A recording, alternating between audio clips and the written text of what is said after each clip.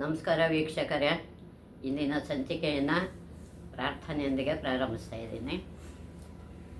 ಗುರು ಬ್ರಹ್ಮ ಗುರು ವಿಷ್ಣು ಗುರುದೇವ ಮಹೇಶ್ವರ ಗುರು ಸಾಕ್ಷಾತ್ ಪರಬ್ರಹ್ಮ ತಸ್ಮೈ ಶ್ರೀ ಗುರುವೇ ನಮಃ. ಕರುಣಿಸುತ್ತಾಯೇ ಸಾರಸ ಭವ ಸತಿ ಶ್ರೀ ಭಾರತಿ ಸರಸ್ವತಿ.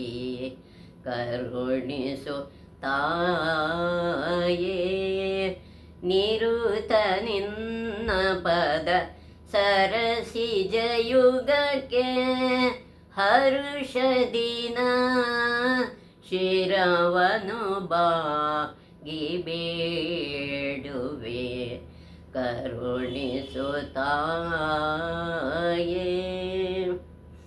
ಶ್ರೀ ಗುರುಭ್ಯೋ ನಮಃ. ವೀಕ್ಷಕರೇ, ಇಂದಿನ ಸಂಚಿಕೆಯನ್ನು ನೀವು ನೋಡಿ ಮುಂದುವರಿಸಿ ನೋಡ್ತಾ ಇದ್ದೀರಿ ಅಂತ ನಾವು ನಂಬಿದ್ದೀವಿ. ನೀವು ನೋಡ್ತಾನೇ ಇರ್ತೀರಿ, ನೀವು ಸಂತೋಷ ಪಡ್ತೀರಿ, ನಿಮ್ಮ ಕಡೆಯವ್ರಿಗೂ ಹೇಳಿ ಉತ್ಸಾಹ ಮಾಡಿ ಅವರು ನೋಡಲಿ ಅಂತ ಹೇಳ್ತಾ ಮುಂದಿನ ವಿಷಯವನ್ನು ನಾವು ಮುಂದಕ್ಕೆ ಹೋಗ್ತಾ ಇದ್ದೀವಿ. ಮುಂದಿನ ಶ್ಲೋಕ: ಕಾಮಂ ಕ್ರೋಧಂ ಲೋಭಂ ಮೋಹಂ ತ್ಯಕ್ತ್ವಾ ತಿಷ್ಠ ಮಾನಂ ಪಠ್ಯ ವಿಮೋಹಂ ಆತ್ಮಜ್ಞಾನ ವಿಹೀನ ಮೂಢಃ ತೇ ಪಂಚಂತ್ಯ ನರಕ ನಿಗೂಢಃ. ಕಾಮ ಕ್ರೋಧ ಲೋಭ ಮೋಹಾದಿಗಳ ಇಷ್ಟನ್ನೆಲ್ಲ ನಾವು ಬಿಡಬೇಕು ಅಂತ ಮೋಹಾದಿಗಳ ತ್ಯಜಿಸಿ ಆ ಪರಮಾತ್ಮನೇ ನಾನೆಂಬ ನಿಜವಾದ ಜ್ಞಾನದಿಂದ ನೀನೇ ನಿನ್ನ ಆತ್ಮವ ನೋಡು. ಅವರಲ್ಲಿ ಅವರ ಆತ್ಮನ ನೋಡುವಾಗ ದೇವರನ್ನು ಕಾಣಲು ಶಕ್ತಿ ಬರುತ್ತೆ ಅಂತ ಶಂಕರಾಚಾರ್ಯ ಶಿಷ್ಯರು ಆ ವೈಶ್ಯನಿಗೆ ಆತ್ಮೋಪದೇಶ ಮಾಡ್ತಾ ಇದ್ದಾರೆ. ಮುಂದಿನ ಶ್ಲೋಕ: ಗೇಯಂ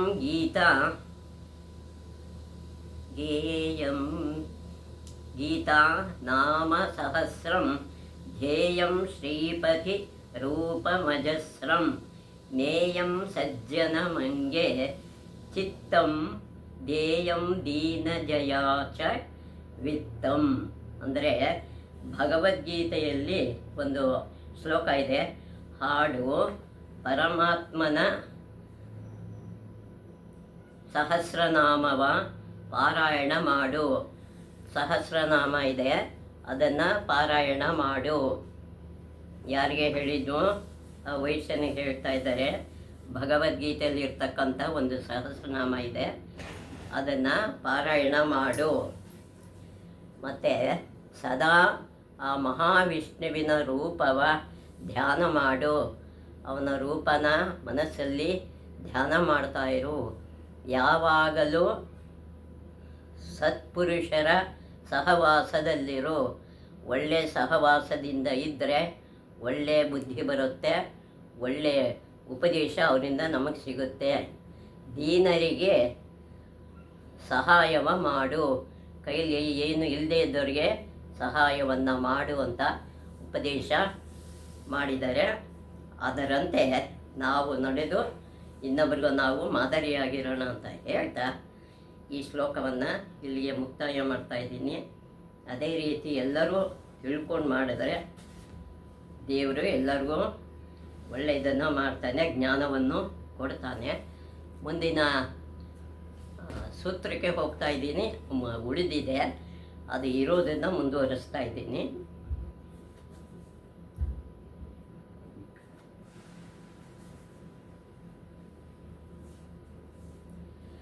ಮುಂದಿನ ಸೂತ್ರ ನಿನ್ನೆ ಹೇಳಿದ್ದನ್ನು ಮತ್ತೆ ಮುಂದುವರಿಸ್ತಾ ಇದ್ದೀನಿ. ಇನ್ನೂ ಉಳಿದಿದೆ ಇದರಲ್ಲಿ. ಮನಸ್ಸಿನ ಒಂದು ಪ್ರಬಲ ಚಲನಾತ್ಮಕ ಸ್ಥಿತಿ ಅಂದರೆ ಏನು ಅಂತ. ಇದಕ್ಕೆ ಸಂಪ್ರಜ್ಞಾತ ಸಮಾಧಿಗೂ ಇರುವ ಏಕೈಕ ವ್ಯತ್ಯಾಸವೆಂದರೆ, ಇದಕ್ಕೂ ಅದಕ್ಕೂ ಏನು ವ್ಯತ್ಯಾಸ ಅಂತ ಹೇಳಿದರೆ, ಈ ಸಮಾಧಿಯಲ್ಲಿ ಪ್ರಜ್ಞಾವಲಯದಲ್ಲಿ ಪ್ರತ್ಯಯವಿರುವುದಿಲ್ಲ, ಅಂದರೆ ವಿಷಯಗಳ ಸಂಪರ್ಕ ಇರೋದಿಲ್ಲ. ಮತ್ತು ಈ ಎರಡು ಒಂದರಲ್ಲಿ ಇರುತ್ತೆ, ಒಂದರಲ್ಲಿ ಇರೋದ. ಪ್ರಜ್ಞಾತ ಸಮಾಧಿಯಲ್ಲಿ ವಿಷಯ ಇರುತ್ತೆ, ಅಸಂಪ್ರಜ್ಞಾತ ಸಮಾಧಿಯಲ್ಲಿ ವಿಷಯಗಳು ಇರಲ್ಲ. ಈ ಎರಡು ಸಮಾಧಿಗಳನ್ನು ಏಕಾಗ್ರತೆಯ ತೀವ್ರತೆ ಮತ್ತು ಮನಸ್ಸಿನ ಚುರುಕು, ಏಕಾಗ್ರತೆ ಇರಬೇಕು, ಮನಸ್ಸಿನ ಚುರುಕುತನೂ ಇರಬೇಕು, ಸ್ಥಿತಿ ಸರಿ ಸಮಾನವಾಗಿರುತ್ತದೆ. ಎರಡಕ್ಕೂ ಒಂದೇ ಧ್ಯಾನ ಮಾಡಬೇಕು, ಎರಡಕ್ಕೂ ಏಕಾಗ್ರತೆ ಬೇಕೇ ಬೇಕು ಅನ್ನೋದನ್ನು ತತ್ವವನ್ನು ಹೇಳಿದ್ದಾರೆ. ಕೆಲವೊಮ್ಮೆ ಅಸಂಪ್ರಜ್ಞಾತ ಸಮಾಧಿಯ ಶೂನ್ಯವನ್ನು, ಅಂದರೆ ಖಾಲಿಯಾಗಿರೋದು, ಅಸಂಪ್ರಜ್ಞಾತ ಸಮಾಧಿಯಲ್ಲಿ ಶೂನ್ಯವಾಗಿರುತ್ತೆ. ಯೋಗ ಪರಿಭಾಷೆಯಲ್ಲಿ, ಯೋಗದ ಪರಿಭಾಷೆ ಆ ಭಾಷೆಯಲ್ಲಿ ಹೇಳೋದಾದರೆ ಮೇಘ ಎಂದು ಕರೆದಿದ್ದಾರೆ. ಮೇಘ ಸಮಾಧಿ ಅಂತಲೂ ಅದನ್ನು ಕರೀತಾರೆ. ಈ ಸಮಾಧಿಯ ಅನುಭವವನ್ನು, ಈ ಸಮಾಧಿ ಏನು ಅಂತ ಒಂದು ಅನುಭವದ ಮೂಲಕ ಅದನ್ನು ವಿವರಿಸ್ತಾರೆ, ಉದಾಹರಣೆಯ ಮೂಲಕ ವಿವರಿಸಬಹುದು. ಒಂದು ಉದಾಹರಣೆ ಮೂಲಕ ಮೇಘ ಸಮಾಧಿ ಅಂದರೆ ಏನು ಅಂತ ಹೇಳ್ತಾ ಇದ್ದಾರೆ. ಮೇಘಗಳ ಒಂದು ಗುಂಪಿನ ಮೂಲಕ ವಿಮಾನ ಹಾದು ಹೋಗುವಾಗ, ಒಂದು ಗುಂಪಿನ ಮೂಲಕ ಒಂದು ವಿಮಾನ ಹಾದು ಹೋಗುವಾಗ ಏನಾಗುತ್ತೆ, ಇದ್ದಕ್ಕಿದ್ದಂತೆ ಕೆಳಗೆ ಕಾಣುತ್ತಿದ್ದ ಭೂಮಿ ಚಾಲಕನ ದೃಷ್ಟಿಯಿಂದ ಮರೆಯಾಗುತ್ತದೆ. ಅದು ವಿಮಾನ ಓಡಿಸ್ತಾ ಇದ್ದ ಕಣ್ಣಿಗೆ ಭೂಮಿ ಕಾಣಿಸ್ತಾ ಇದ್ದಿದ್ದು ಕೆಲವು ಕ್ಷಣಗಳಲ್ಲಿ ಅದು ಕಾಣಿಸ್ದೇ ಇರೋವಾಗ ಆಗಿಬಿಡುತ್ತೆ. ಅವನ ದೃಷ್ಟಿ ಕಾಣಲ್ಲ, ಮರೆಯಾಗೋಗುತ್ತೆ. ಚಾಲಕನಿಗೆ ದಿಕ್ಕು ತಪ್ಪಿದಂತಾದರೂ ಎಲ್ಲಪ್ಪ ಎಲ್ಲಿ ಹೋಗ್ತಾ ಇದ್ದೀನಿ ಅಂತ ಅವನು ಅಂದ್ಕೊಂಡ್ರು. ತಾನು ಹಾಗೆಯೇ ಮುಂದುವರಿದರೆ ಮತ್ತೊಮ್ಮೆ ಇನ್ನೊಂದು ಸ್ವಲ್ಪ ದೂರ ಹಾಗೆ ಹೋಗ್ತಾನೆ. ತಿರ್ಗಾ ಏನಾಗುತ್ತೆ, ಶುಭ್ರವಾದ ಆಕಾಶ ಖಂಡಿತವಾಗಿಯೂ ಕಾಣಿಸಿಕೊಳ್ಳುತ್ತದೆ. ಇದಕ್ಕಿದ್ದಾಗೆ ಮುಂದೆ ಸ್ವಲ್ಪ ದೂರ ಹೋದಾಗ ಶುಭ್ರವಾದ ಆಕಾಶ ಅವನ ಕಣ್ಣಿಗೆ ಬೀಳುತ್ತೆ ಎಂಬ ನಂಬಿಕೆಯಿಂದ ಅವನು ವಿಮಾನವನ್ನು ನಡೆಸಿಕೊಂಡು ಹೋಗುತ್ತಾನೆ. ವಿಮಾನವನ್ನು ಚಾಲನೆ ಮಾಡ್ಕೊಂಡು ಹೋಗ್ತಾ ಇರ್ತಾನೆ. ಯೋಗಿಯ ಪ್ರಜ್ಞೆ ಒಂದು ಲೋಕವನ್ನು ಬಿಟ್ಟಾಗ ಒಂದರಲ್ಲಿ ಅವನು ಧ್ಯಾನ ಮಾಡ್ತಾ ಇರ್ತಾನೆ. ಆ ಲೋಕ ಪ್ರಾಣಾಯಾಮದಲ್ಲಿ ಒಂದು ಧ್ಯಾನದಲ್ಲಿದ್ದಾಗ ಆ ಲೋಕದ ಪ್ರತ್ಯಯ ಮರೆಯಾದಾಗ ಅವನು ಏನು ಅಂದ್ಕೊಂಡಿರ್ತಾನೋ ಅದು ಮರೆಯಾಗ್ಬಿಟ್ರೆ ಮನಸ್ಸಿಂದ ಅವನು ಶೂನ್ಯದಲ್ಲಿರುತ್ತಾನೆ. ಅಂದರೆ ಅವನು ಎಲ್ಲ ಖಾಲಿಯಾಗಿರುತ್ತೆ, ಯಾವುದೋ ಗಮನ ಇರೋಲ್ಲ. ಪುನಃ ತನಗೆ ತಾನೇ ಅವನ ಪ್ರಜ್ಞೆ ಮುಂದಿನ ಸೂಕ್ಷ್ಮ ಲೋಕದಲ್ಲಿ, ಅವನ ಪ್ರಜ್ಞೆ ಅನ್ನೋದು ವಿವೇಕ ಅನ್ನೋದು ಮುಂದಿನ ಸೂಕ್ಷ್ಮ ಲೋಕದಲ್ಲಿ ಹೊರಹೊಮ್ಮುವವರೆಗೂ, ಅದು ಹೊರಗೆ ಬರುವವರೆಗೆ ಅದು ಶೂನ್ಯ ಸ್ಥಿತಿಯಲ್ಲಿಯೇ ಇರುತ್ತಾನೆ, ಅದು ಖಾಲಿಯಾಗಿಯೇ ಇರುತ್ತೆ.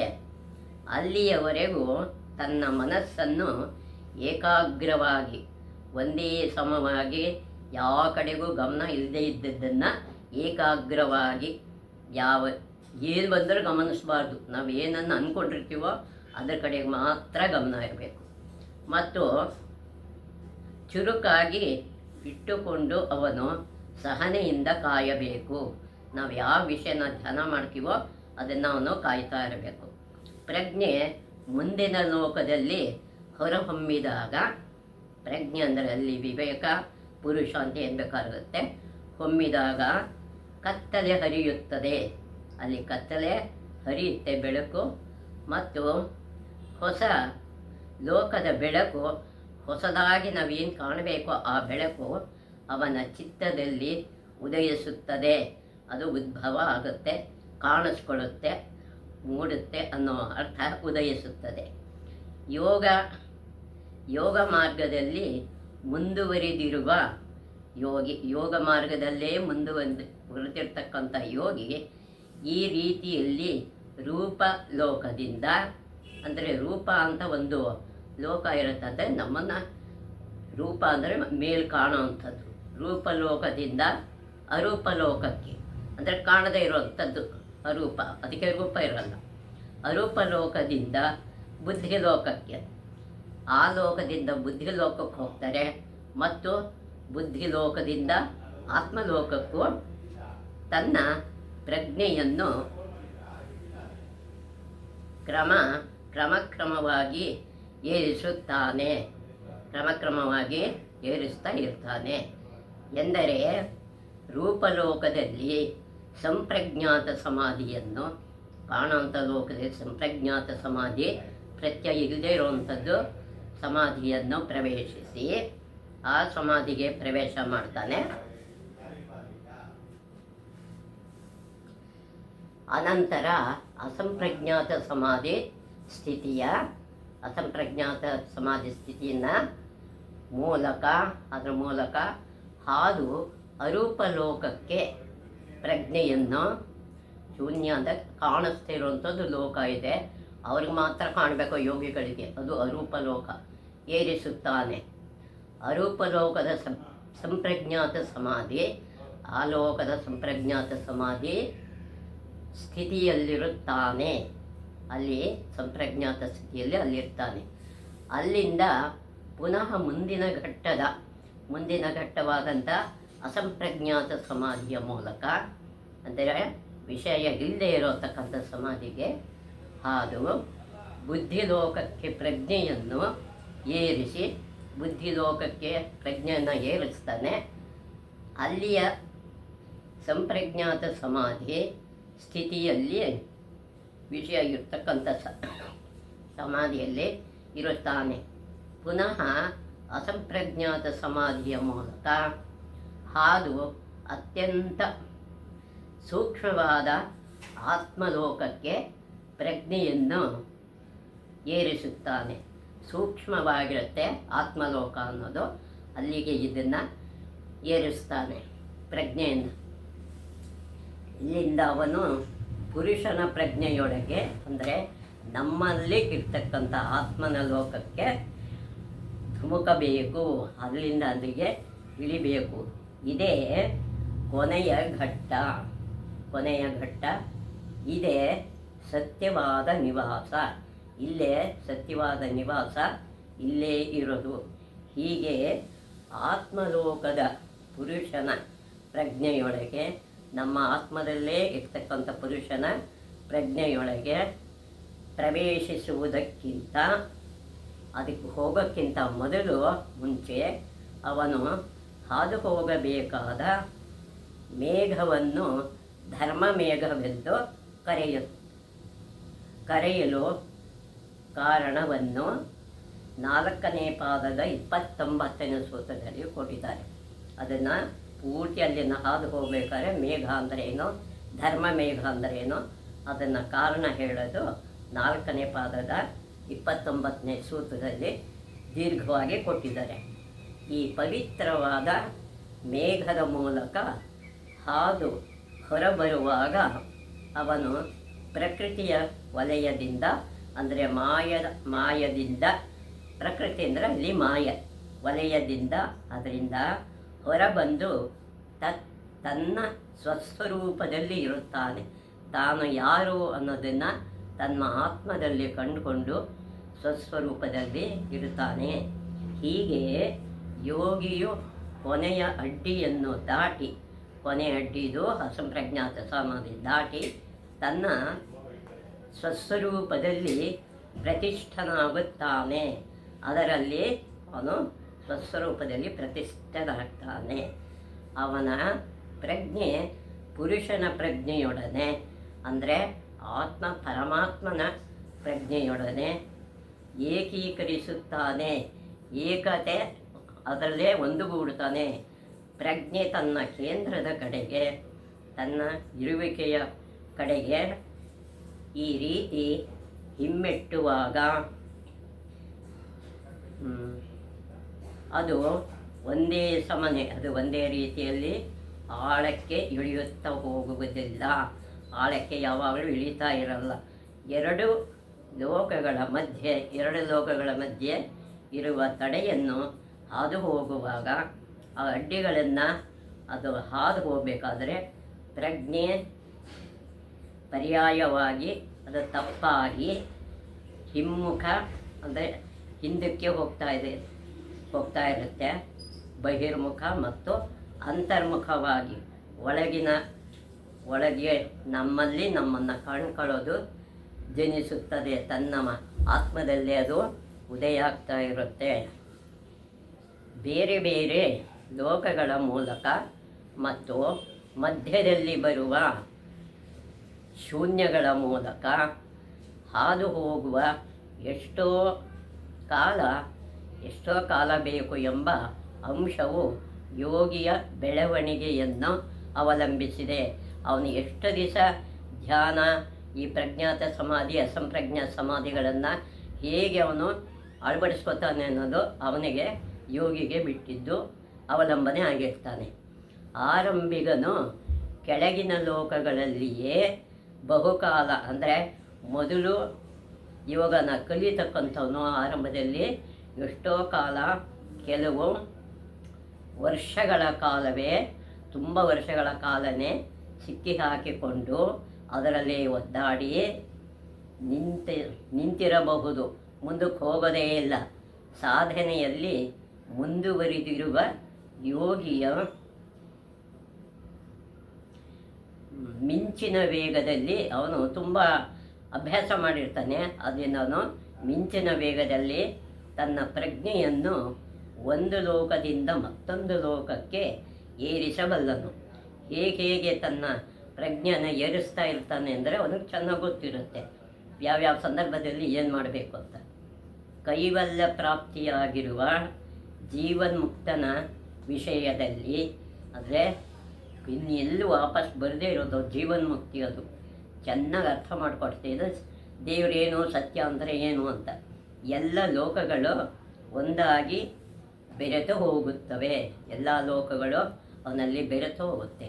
ಏಕೆಂದರೆ ಅವನ ಪ್ರಜ್ಞೆಯು ಮೇಲಕ್ಕೂ ಕೆಳಕ್ಕೂ ಬಹು ವೇಗವಾಗಿ ಮತ್ತು ಸುಲಭವಾಗಿ ಹಾದು ಹೋಗುವುದರಿಂದ ಅದು ಸುಲಭವಾಗಿ ಮೇಲ್ಲೋಕಕ್ಕೆ ಕೆಳಲೋಕಕ್ಕೆ ಹೋಗ್ತಾ ಇರುತ್ತೆ. ಅವನು ತನಗೆ ಇಷ್ಟ ಬಂದ ಕೋಶದ ಮೇಲೆ, ತನಗಿಷ್ಟವಾದಂಥ ಕೋಶಗಳ ಮೇಲೆ ತನ್ನ ಪ್ರಜ್ಞೆಯನ್ನು, ವಿವೇಕವನ್ನು ಕೇಂದ್ರೀಕರಿಸಬಲ್ಲನು. ಅದರ ಮೇಲೆ ಅವನು ನಿಲ್ಲಿಸ್ತಾನೆ.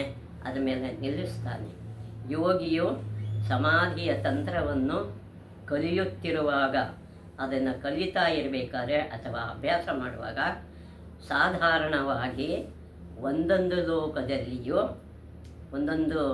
ಲೋಕದಲ್ಲೂ ಕೂಡ ಅಲ್ಲಿಯ ವಿಷಯಗಳು, ಅಲ್ಲಿ ಏನೇನು ನಡೆಯುತ್ತೆ ಮತ್ತು ನಿಯಮಗಳನ್ನು, ಅದೇನೇನಲ್ಲಿ ನಿಯಮ ಇದೆ ಅದಕ್ಕೆ ತಕ್ಕಂತೆ ಅಧ್ಯಯನ ಮಾಡಲು, ಅದನ್ನು ಕಲಿಬೇಕಾದರೆ ಸಾಕಾದಷ್ಟು ಸಮಯ ಅವರಿಗೆ ಕಳೆಯಬೇಕಾಗುತ್ತದೆ.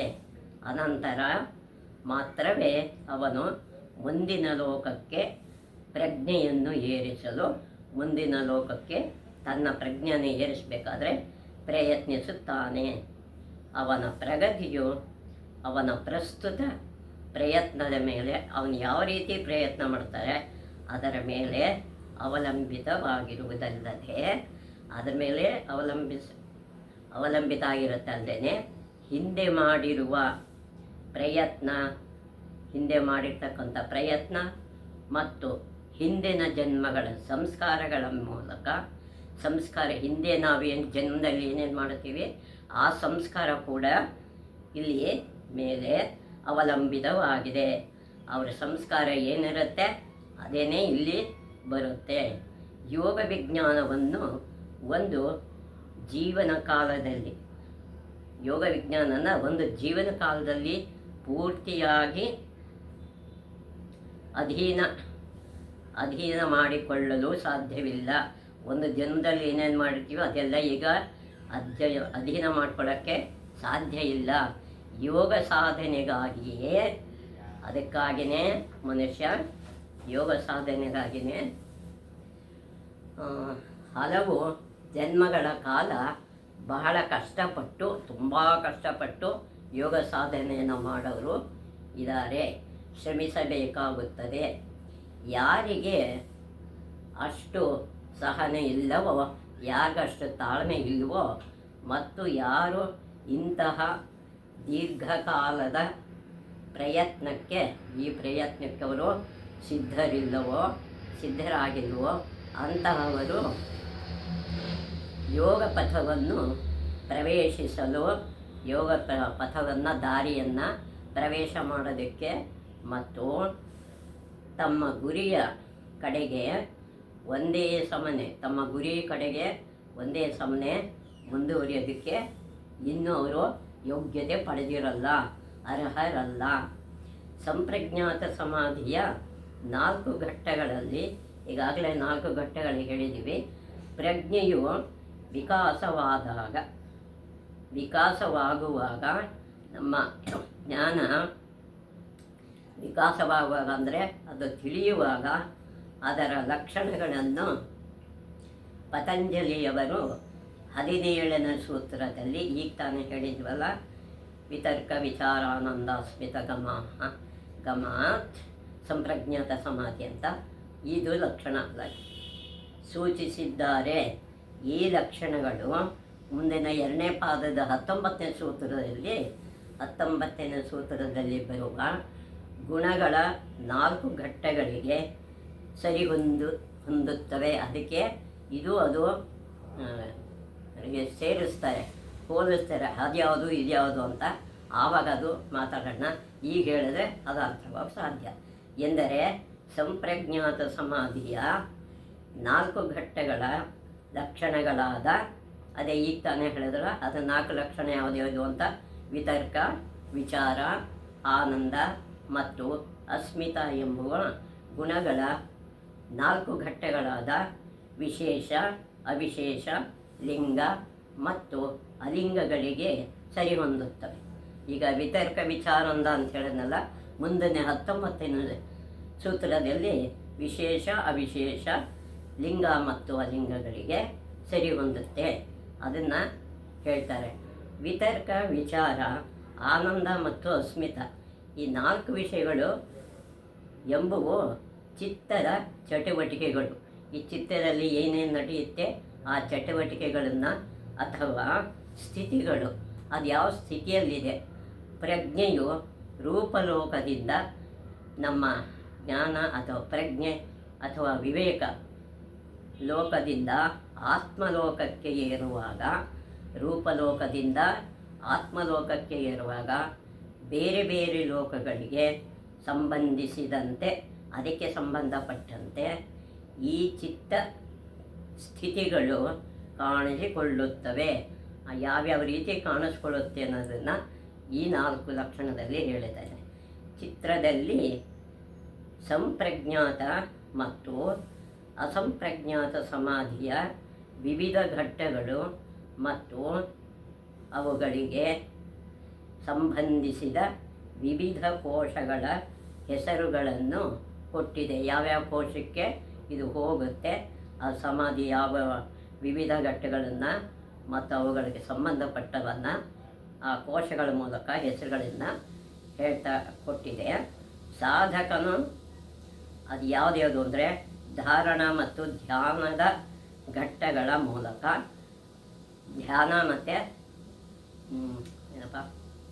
ಧಾರಣ ಮತ್ತು ಧಾರಣ ಆದಮೇಲೆ ಧ್ಯಾನ ಬರೋದು.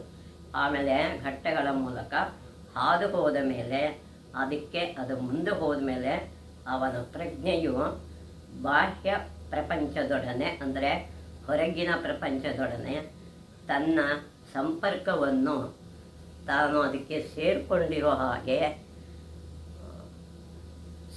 ಸಂಪೂರ್ಣವಾಗಿ ಕಡಿದುಕೊಂಡಾಗ, ಅಂದರೆ ಅದರಿಂದ ಬೇರ್ಪಟ್ಟಾಗ ಸಂಪ್ರಜ್ಞಾತ ಸಮಾಧಿಯು ಪ್ರಾರಂಭವಾಗುತ್ತದೆ. ಅದರಿಂದ ಸಂಪ್ರಜ್ಞಾತ ಸಮಾಧಿಯಿಂದ ಕಡ್ಕೊಂಡಾಗ ಮುಂದೆ ಅದು ಬೇರೆ ಕಡೆಗೆ ಹೋಗುತ್ತೆ, ಕಡಿದುಕೊಂಡಾಗ ಪ್ರಾರಂಭವಾಗುತ್ತದೆ. ಆದ್ದರಿಂದ ಸಂಪ್ರಜ್ಞಾತ ಸಮಾಧಿಯ ಮೊದಲನೇ ಘಟ್ಟದಲ್ಲಿ ಸಂಪ್ರಜ್ಞಾತ ಸಮಾಧಿಯ ಮೊದಲನೇ ಹಂತದಲ್ಲಿ ಪ್ರಜ್ಞೆಯು ಕೆಳಗಿನ ಮನೋಲೋಕದಲ್ಲಿ, ಕೆಳಗಿನ ಇದೆ ಮನೋಲೋಕ ಅಂಥೇಳಿ, ಅದು ರೂಪಲೋಕದಲ್ಲಿ ಕೇಂದ್ರೀಕೃತವಾಗಿದ್ದು, ರೂಪಲೋಕದಲ್ಲಿ ಅದು ಅಲ್ಲಿ ವಾಸ ಮಾಡ್ತಾ ಇರುತ್ತೆ. ಅಲ್ಲಿ ಏನು ನಡೆಯುತ್ತೆ ಅದನ್ನು ಗಮನಿಸ್ತಾ ಇರುತ್ತೆ. ಇದು ಮನೋಮಯ ಕೋಶದ ಮೂಲಕ ಕೆಲಸ ಮಾಡುತ್ತದೆ. ಇಲ್ಲಿ ಮನೋಮಯ ಕೋಶ ಅಂತ ಇದೆ, ಅಲ್ಲಿ ಅದು ಕೆಲಸ ಮಾಡ್ತಾ ಇರುತ್ತೆ. ಈ ಘಟ್ಟದಲ್ಲಿ ಅದರ ಮೂಲಭೂತ ಕೆಲಸವನ್ನು ವಿತರ್ಕ ಎಂಬ ಪದ ಸೂಚಿಸುತ್ತದೆ. ಅದನ್ನು ವಿತರ್ಕ ಅನ್ನೋ ಪದ ಸೂಚನೆ ಮಾಡುತ್ತೆ. ಒಬ್ಬ ವ್ಯಕ್ತಿಯು ತನ್ನ ಸ್ಥೂಲ ದೇಹವನ್ನು, ಅಂದರೆ ಕಾಣುವಂಥ ದೇಹವನ್ನು ಬಿಟ್ಟು ಸೂಕ್ಷ್ಮ ಕೋಶಗಳಾದ, ಸೂಕ್ಷ್ಮ ಅಂದರೆ ನಮಗೆ ಕಣ್ಣಿಗೆ ಕಾಣಿಸೋದಿಲ್ಲ, ಅದು ಯಾವ್ಯಾವುದು ಅಂದರೆ ಕಾಮದೇಹ ಅಥವಾ ರೂಪದೇಹಗಳಲ್ಲಿ ನಮಗೆ ಕಾಣಿಸಲ್ಲ. ರೂಪದೇಹ ಬೇರೆ ಇದೆ, ಕಾಮದೇಹ ಬೇರೆ ಇದೆ. ಕೆಲಸ ಮಾಡಿದ ಮಾತ್ರಕ್ಕೆ ಅವನ ಸ್ಥೂಲ ದೇಹವು ಜಡಸ್ಥಿತಿಯಲ್ಲಿದ್ದರೂ, ಅಂದರೆ ಜಡಸ್ಥಿತಿ ಅಂದರೆ ಕಲಿಸೋಕ್ಕಾಗಲ್ಲ, ಒಂದೇ ಸುಮ್ಮನೆ ಏನೋ ಮಾಡ್ತಿಲ್ವೇನೋ ಅಂತ ಸುಮ್ಮನೆ ಇರ್ತಾರೆ. ಜಡಸ್ಥಿತಿಯಲ್ಲಿದ್ದರೂ ಅವನಿಗೆ ಸಮಾಧಿ ಸ್ಥಿತಿ ಪ್ರಾಪ್ತಿಯಾಗಿದೆ. ಇವನು ಸಮಾಧಿ ಹೊರಟೋಗ್ಬಿಟ್ಟಿದ್ದಾನೆ, ಇವನ್ನ ಎಬ್ಬಿಸಬಾರ್ದು ಅನ್ನೋದು ಎಂದು ಹೇಳಲಾಗುವುದಿಲ್ಲ. ಅವನು ಸಮಾಧಿ ಸ್ಥಿತಿಯಲ್ಲಿದ್ದಾನೆ ಅಂತ ಅಂದ್ಕೊಳ್ಳೋಕೆ ಬರಲ್ಲ. ಅವನು ತನ್ನ ಯೋಗ ದೃಷ್ಟಿಯ ಶಕ್ತಿಗಳನ್ನು ಉಪಯೋಗಿಸಿಕೊಂಡು, ಯೋಗ ದೃಷ್ಟಿನ ಉಪಯೋಗ ಮಾಡಿಕೊಂಡು ಈ ಸೂಕ್ಷ್ಮ ಲೋಕಗಳಲ್ಲಿ, ಈಗಳೆಲ್ಲ ರೂಪಲೋಕ ಆತ್ಮಲೋಕಗಳಲ್ಲೆಲ್ಲ ಇದ್ದರೆ ಸಾಧಾರಣ ರೀತಿಯಲ್ಲಿ ಕೆಲಸ ಮಾಡುತ್ತಿರಬಹುದು, ಸಾಧಾರಣ ರೀತಿಯಲ್ಲಿ ಕೆಲಸ ಮಾಡ್ತಾ ಇರ್ತಾನೆ. ಮತ್ತು ತಾನು ಅಲ್ಲಿ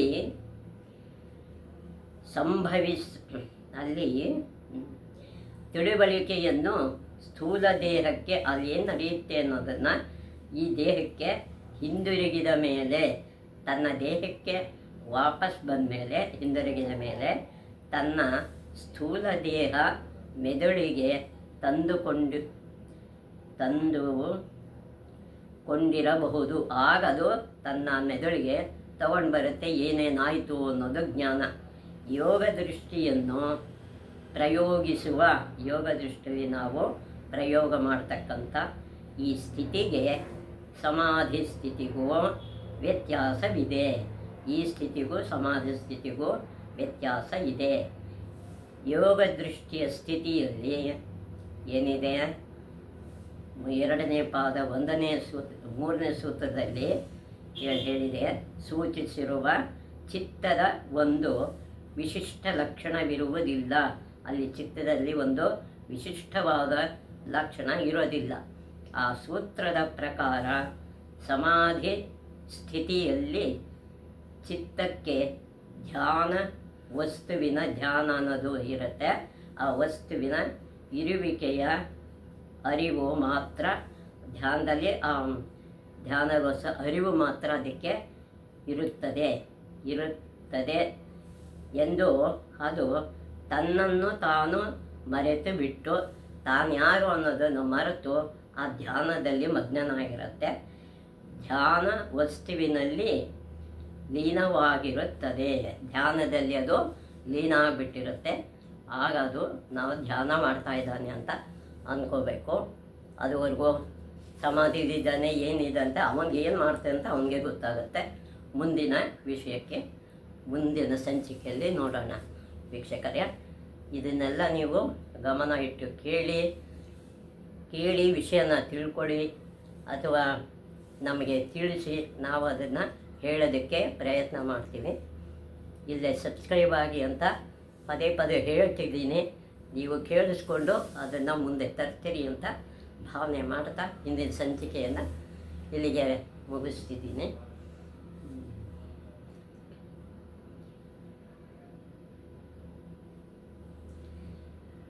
ಜಯ ಜಯ ರಾಮ ಜಾನಕಿ ರಾಮ ರಘುಕುಲ ಭೂಷಣ राजा राम जय जय राम जानकी राम तापसरञ्जन तारक नाम दानव